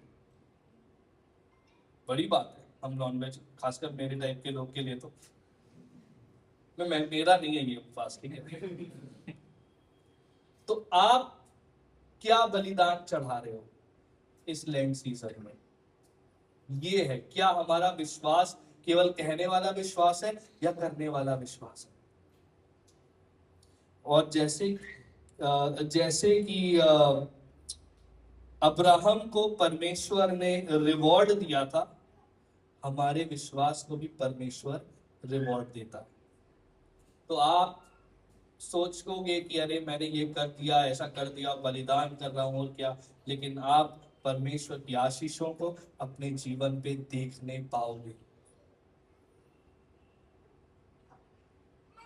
मुझे याद है कि जब मैं लखनऊ में था, मेरे ख्याल से विल्कन की एज का होगा, और उस समय में ना क्रिकेट हम लोग बहुत खेलते थे। पता नहीं अभी दिल्ली में खेल पाते हैं कि नहीं, बट लखनऊ में बहुत ढेर सारे छोटे छोटे पार्क होते थे, और जिस एरिया में मैं रहता था वहाँ पे हम लोग हर शाम को 5 बजे, बेसिकली 4:30 से 5 बजे पार्क में मिलेंगे और हम क्रिकेट खेलते थे। मतलब ये एक रिचुअल है। रिचुअल मतलब कि ये मिस नहीं होना चाहिए, क्योंकि बहुत मजा आता था। दोस्त सब एक साथ मिल रहे हैं, क्रिकेट खेल रहे हैं, मौज मस्ती हो रही है, उसके बाद बातें हो रही हैं, फिर समोसा वमोसा खाया, चाय पानी वानी पिया, और उसके बाद निकल लिए। मतलब ये हम बहुत समय से करते हुए आ रहे थे। लेकिन जब मैं थोड़ा बड़ा हुआ, बिल्कुल की एज का हुआ, मुझे भी समझ आया कि लेंट क्या होता है, लेंट की मीटिंग्स क्या होती हैं, प्रभु को हमने जाना। तो जब लेंट वाली मीटिंग्स चल रही थी और उसी समय में हमारा क्रिकेट भी होता था, तो एक बार मुझे विशेष याद है कि एक ऐसे अंकल जी थे जो बड़े बोरिंग से थे। मतलब है कि सब बच्चों को डांट, बुजुर्ग से थे, सारे बच्चों को हड़काते रहते थे एकदम खड़ूस से। और मुझे भी 2-3 बार उन्होंने कहीं बोला था, तो मुझे तो बहुत चिढ़ थी। और उनके घर पे थी मीटिंग, और उसी दिन हमारा क्रिकेट का एक बहुत अच्छा टूर्नामेंट था। टूर्नामेंट मतलब अनऑफिशियल टूर्नामेंट, जिसे बद के खेलना कहते हैं ना, पैसे लगा के खेलते हैं। तो सबने 2-2 3-3 रुपए जमा किए, तो पैसे लगा के बॉलिंग टीम के साथ खेलेंगे। और अब मैं डिलेमा में कि अरे मेरी बहुत इच्छा है, एक तो खड़ूस अंकल है, उनके क्या ही सीखने को मिलेगा, जाओगे तो 10 बातें और बोल देंगे। लेकिन इधर दूसरी तरफ है कि यार मेरे दोस्त, यार इतना इंपॉर्टेंट टूर्नामेंट, इतना अच्छा नहीं खेलता था, लेकिन ठीक है थोड़ा बहुत ठीक ठाक है, तो लोग कहते थे भी आना अभिषेक, आपको आना है। बट क्योंकि मैं परमेश्वर को जानने लगा था, तो मैंने बोला कि ये मेरा उपवास का समय है, और मेरा उपवास है कि शायद ये क्रिकेट और ये मेरे दोस्त मेरे जीवन में बहुत बड़े अहमियत रख रहे हैं, लेकिन मुझे दर्शाना है कि मेरा परमेश्वर मेरे लिए सबसे बड़ा वो है। और ये पवित्र आत्मा का काम था उस समय। मैंने डिसाइड किया, अब जो होगी देखी जाएगी। गए मीटिंग में, अंकल जी ने तो डांट लगाई, जो भी है, अच्छा वचन सुना, कुछ 2 बातें अच्छी सुन ली, प्रेयर करी, वापस आए। फिर अगले दिन दोस्तों को कॉल किया कि भाई कैसा रहा, क्या रहा। तो मैं पूछा क्या हुआ, भैया मैं तो हॉस्पिटल में हूँ। अरे अच्छा, और बाकी कह रहे हैं कि हमारी टीम में से 7-8 लड़के सारे के सारे अस्पताल में। मैंने कहा ऐसा क्या हो गया? तो बताया उन्होंने कि जिस टीम के साथ मैच रखा था वो थोड़ी सीनियर टीम थी, और वो हार गई, तो उन्होंने मारपीट करी, पैसे भी ले ली, और वो भाग गए। तो मेरे परमेश्वर ने उस दिन मुझे मार खाने से बचा लिया। तो एक छोटा सा उदाहरण है, लेकिन आप परमेश्वर की उस महान योजना को समझ नहीं पाओगे जब आप उस पर सच में निर्भर होने लगोगे।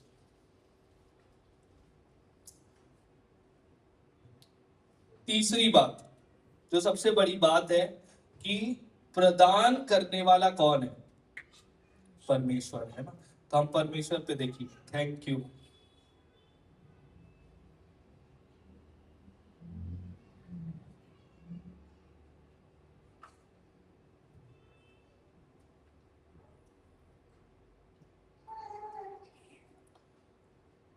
अब्राहम को हमने देखा, परमेश्वर ने बोला लेकर और जाओ।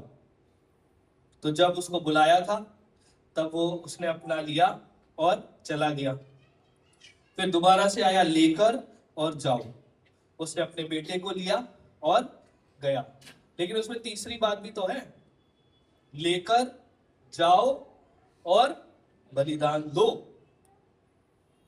लेकिन यहां पे हम देखते हैं कि जो जगह है, जो मोरिया नाम है, उसका मतलब होता है परमेश्वर देने वाला है। और वो मोरिया कहाँ पे है नहीं मालूम, इजराइल में आज भी हम अनुमान लगाते हैं।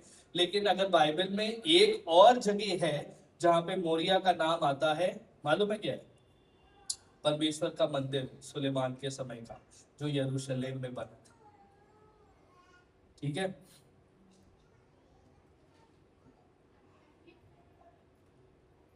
और हम वहां पे देखते हैं कि जैसे ही वो मारने वाला होता है, वहां पे एक मेढ़ा प्रदान करते हैं, परमेश्वर प्रदान करता है। और वहां पे फिर अब्राहम उसको बलि चढ़ाता है। तो प्रदान करने वाला इस कहानी में प्रभु है, लेकिन ये एक भविष्यवाणी का ओवरशैडो है। वो भविष्यवाणी क्या है? जो मेमना है उसका है। अब्राहम ने उस झाड़ी में एक मेढ़े को देखा, लेकिन प्रभु ने उस झाड़ी में एक क्रूस को देखा है। अब्राहम को रोकने के लिए कौन आता है यहाँ पे? स्वर्गदूत आता है।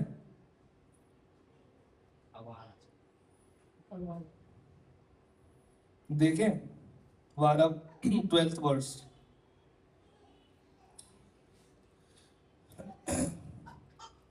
तब यहोवा के दूत ने, ठीक है, यहोवा के दूत ने स्वर्ग से उसको पुकार के कहा, हे अब्राहम, हे अब्राहम। उसने कहा, देख मैं यहाँ हूँ।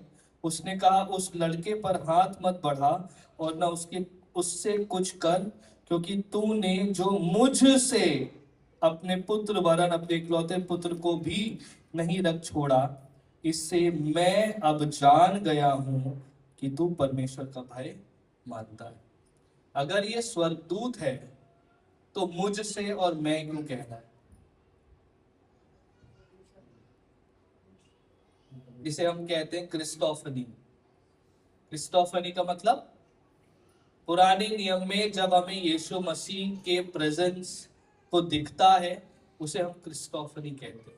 तो यहाँ पे परमेश्वर का दूत है, क्योंकि इस समय यीशु मसीह शारीरिक रूप से नहीं है। अगर ये स्वर्गदूत होता तो ये कहता परमेश्वर की ये वाणी है। ठीक है, यहाँ पे लिखा है,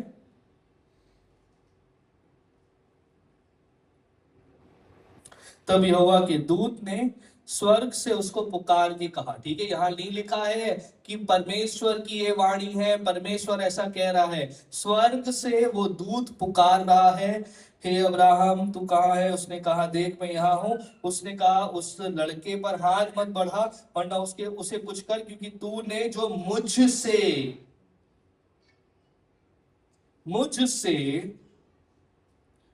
अपने पुत्र वरन अपने इकलौते पुत्र को भी नहीं रख छोड़ा, इससे मैं अब जान गया कि तू परमेश्वर का भय मानता है।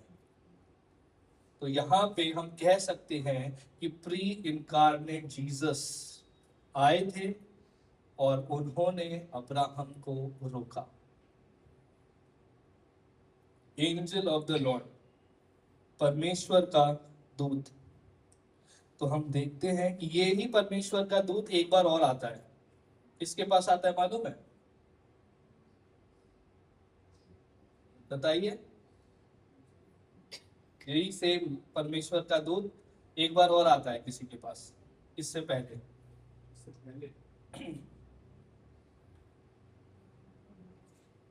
हेगार के पास, इस्माइल के लिए। कुएं पे बैठिए। तो हमारा जो परमेश्वर है वो ही सबसे बड़ा प्रोविडेंस है प्रदान करने वाले। ये जो वेदी हमने यहाँ बनाई है, इस वेदी पे जब वो बांध के उस बच्चे को रखता है, वो वेदी यीशु मसीह के लिए तैयार की गई। और जब हम देखते हैं कि जो इसहाक है, लकड़ी काट के अब्राहम खुद भी तो ले सकता था, इसहाक पे क्यों रखता है? ये एक तरीके का पैरेलल है। मालूम है क्या? यीशु मसीह अपना क्रूस उठा के चलता है, उसकी झलक है। ठीक है, और यहाँ पे हम इसहाक के उसको भी देखते हैं। इसहाक को मालूम था कि मेरा बलिदान होने वाला। ऐसे मालूम था क्योंकि जब वो चल रहे थे तो उसने कहा लकड़ी भी है, आग जलाने के लिए भी है, वो है, लेकिन भैया बलिदान कहाँ है? और वो कहता है प्रभु प्रदान करेगा। और वो इतना बड़ा तो था, अगर वो लकड़ी लेके चल सकता है तो उसका दिमाग चल रहा था कि और कोई है नहीं, इन्होंने नौकरों को भी नीचे रख दिया है, क्या करने वाले हैं। बट वो जैसे अब्राहम अपने पिता के प्रति आज्ञाकारी था, इसहाक अपने पिता के प्रति और अपने परमेश्वर के प्रति आज्ञाकारी था। इसलिए आज हम ईस्टर बना रहे हैं, वो इसी कहानी का अंतिम भाग है कि परमेश्वर ने एकमात्र मेमना प्रभु यीशु मसीह दिया ताकि उसको क्रूस पर चला, उस क्रूस पर रखा जाकर उसका खत्म होए, होम बलि होए, ताकि हम जीवन पा सके। एक आपको कुछ तस्वीरें दिखाना चाहता हूं। लाइट बंद कर देना।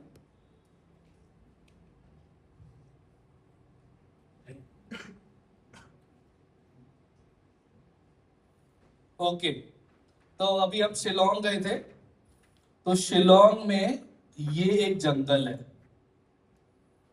ठीक है।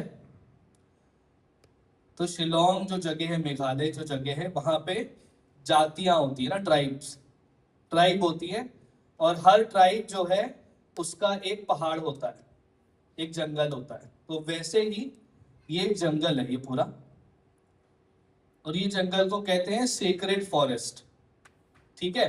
सेक्रेड फॉरेस्ट, वहां की मान्यता है कि ये जो जंगल है, इस जंगल के अंदर एक देवता रहते, लबासा, और वो देवता को खुश रखना पड़ता है इस जाति को, ठीक। अगली पिक्चर दिखाइए। तो ये थोड़ा और आगे जाओगे तो यहाँ पे आप चल के ऐसे जाओगे, और फिर यहाँ से पूरा लंबा जंगल शुरू है।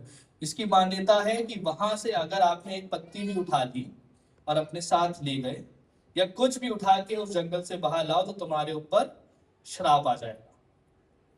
आज भी वही मान्यता है लोग की। तो पुराने जमाने में जो गाइड था उसने हमें बताया कि इतिहास क्या है, कि इतिहास ये है कि इस देवता को, लबासा देवता को खुश रखने के लिए इनको भी बलिदान करना पड़ता है, ठीक है। अगली तस्वीर लगाइएगा। ये हम लोग हैं। तो लोग क्या करते हैं, जो पत्थर देख रहे हो ना, इसे मोनोलिथ कहते हैं। तो वो पत्थर लगाते थे अपने देवताओं के लिए। तो ये जो 3 पत्थर आपको दिख रहे हैं, ये पुरुष है। हमने पूछा स्त्री कहाँ है, कह रहे जिसपे आप बैठे हो वो स्त्री है। तो निशानी लगाते हैं वहां पे, मोनोलिथ लगाते हैं। अगली लगाइएगा। और जब आप अंदर जाओगे तो आपको ये वेदियां बनी हुई दिख रही हैं। तो वहां पे क्या है कि उस लबासा देवता को खुश रखने के लिए उनको बलिदान करना होता था। बलिदान करना होता था, मेढ़ा नहीं, बुल, लाल रंग का एक भैंसा होता है, ठीक है। तो वो भैंसे को, अब नहीं है वो भैंसा, अब तो भैंसे को वो अंदर ले जाते थे। यहाँ पे ऑल्टर बने हुए हैं, कुछ रीति वीति करते थे, ये सब अभी हिल चुका है। आगे जाइए, नेक्स्ट। और ये जो पेड़ आपको दिख रहा है बड़ा सा, ठीक है, हम लोग इतने छोटे से हैं, ये पेड़ है, ये पेड़ खड़ा हुआ था। इस पेड़ पर जो है उस भैंसे को बांधा जाता था, ठीक है, रीति रिवाज करते थे। अगला दिखाइएगा, उसके बाद वाला, उसके बाद, हाँ।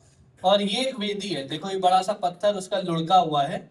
फिर इस वेदी पे उस भैंस को रखा जाता था, और उसको तलवार से एक बार में उसके सर को अलग कर देना होता था धड़ से, ठीक है। जब वो ऐसा करते थे, उसके बाद फिर उसको पीस करो, और जैसे होम बलि जो हम यहाँ पे देख रहे हैं, वैसे ही बलि यहाँ पे चढ़ती थी। उससे होता था कि ये जो देवता, उनके जंगल के देवता हैं, वो खुश रहेंगे और उनका सब कुछ खुशहाल रहेगा।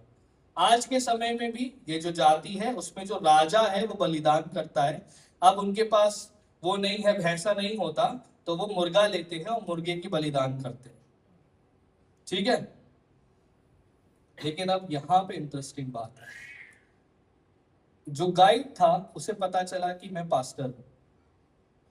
उसने फिर बताया कि ये जो पूरी जाति है, ये सब के सब क्रिश्चियन हो गए,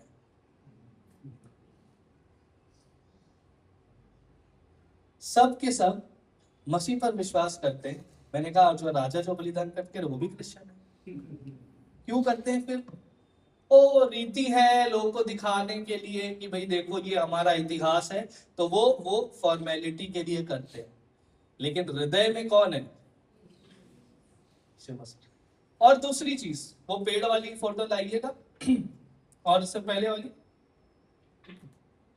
ये पेड़ गिरा हुआ है, जो उनके देवता का जो सबसे मुख्य पेड़ था। 1800 में कोई भूकंप आया था, कुछ और नहीं गिरा, लेकिन उनका ये पेड़ गिर गया और उनकी जो वेदी उसके बाद मैंने दिखाई थी वो ढह गई और उसको वैसे ही रखा हुआ है वो। हम देखते हैं, जब मैं इस जगह गया मुझे अचंभा हुआ कि वाह, यहाँ पे भी हमारा परमेश्वर अपनी महानता को दिखा रहा है कि उस क्षेत्र में जहाँ पे क्या क्या लोग क्या विश्वास करते हैं क्या नहीं करते हैं, वहां पे भी परमेश्वर सुप्रीम है। और ये जड़ से अलग है। नेक्स्ट फोटो दिखाना, जड़ वाली बड़ी वाली, ये इतना बड़ा जड़ से अलग हो गया और कोई दूसरे पेड़ नहीं गिरे हुए, उनकी वेदियां हिली हुई हैं और वो पेड़ गिरा हुआ है जिसपे वो पूजा करते थे। है अद्भुत बात की नहीं है? पता नहीं आपको लगी, मुझे तो बहुत अद्भुत लगी कि कैसे परमेश्वर ने समय समय पर अपने आप को प्रदर्शित किया है, अपने आप को सुप्रीम दिखाया है और उसका जो राज्य है वो बढ़ रहा है। तो हमारा जो परमेश्वर है वो प्रदान करने वाला परमेश्वर है। आज ये इसलिए हो सका है क्योंकि यीशु मसीह कई हजारों साल पहले साइलेंट कर दीजिए उसको, कई हजार साल पहले आपके और हमारे लिए बलिदान हुआ। और जो इतने दूर मिडिल ईस्ट में जो व्यक्ति ने वो काम किया, आज हम भारत में भी उसके उस काम को देखते हैं। जाना चाहिए सबको, शिलोंग जाना चाहिए एक बार, क्योंकि वो क्रिश्चियन स्टेट है। आपका दिमाग हिल जाएगा, आप रास्ते पे जाओगे और आपको दिखेगा praise the Lord your God, ऐसे ऐसे आपको दिखेंगे और ट्रक के पीछे लिखा होगा the Lord is my strength. पिछली बार दिखाया था मैंने। कहने का मतलब है कि हमारा परमेश्वर ने अपने आप को प्रकाशित कर लिया। इवन नॉर्थ हो, साउथ हो, वेस्ट हो, सब जगह हमारा परमेश्वर प्रदान करने वाला है। इसलिए हम उस पर विश्वास कर सकते हैं। इसलिए आज हम अपनी वेदी पे, परमेश्वर की वेदी पे क्या लेके आ सकते हैं इस ईस्टर के सीजन में, और इनफैक्ट पूरे साल में, अपने पूरी लाइफ में वो कौन सी चीजें हैं जो हमें वेदी पे लेके आनी है। क्यों ना ये समय लें, 10-30-40 सेकंड का समय लें और प्रार्थना करें और बोले कि प्रभु कम से कम इन 40 दिनों में जब तक ईस्टर है, कौन सी ऐसी बात है जो मैं वेदी पे ला सकता हूँ, और बोले कि मैं उस चीज से उपवास रखूं। ठीक है, प्रार्थना करें। कहीं लिखना है, फोन में सेव करना है, जो पवित्र आत्मा रिवील करती है आप उसे करें। फिर हम प्रार्थना के साथ अंत करेंगे।